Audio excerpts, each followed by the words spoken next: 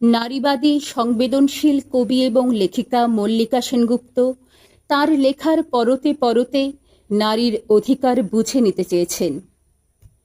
ঘরে যে মেয়েরা সারাদিন পরিশ্রম করে, জল তোলে, ঘর মোছে, খাবার বানায়, তাদের শ্রম কেন মর্যাদা পাবে না? এই নিয়ে কবি তার অর্ধেক পৃথিবী কাব্যগ্রন্থের আপনি বলুন মার্কস কবিতায় একের পর এক প্রশ্ন তুলেছেন। ছড়া যে বানিয়েছিল, কাঁথা বুনেছিল, দ্রাবের যে মেয়ে এসে গম বোনা শুরু করেছিল আর্য পুরুষের ক্ষেতে, যে লালন করেছিল শিশু, সে যদি শ্রমিক নয়, শ্রম কাকে বলে?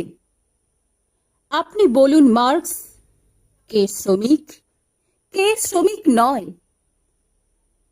নতুন যন্ত্রের যারা মাস মাইনের কারিগর, শুধু তারা শ্রম করে?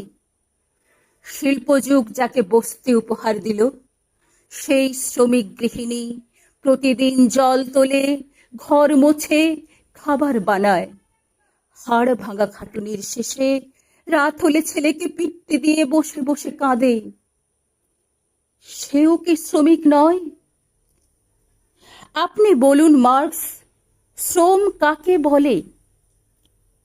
গৃহশ্রমে মজুরি হয় না বলে মেয়েগুলি শুধু ঘরে বসে বিপ্লবীর ভাত রেঁধে দেবে, আর কমরেড শুধু যার হাতে কাস্তে হাতুড়ি? আপনাকে মানায় না এই অবিচার। কখনো বিপ্লব হলে পৃথিবীতে স্বর্গরাজ্য হবে।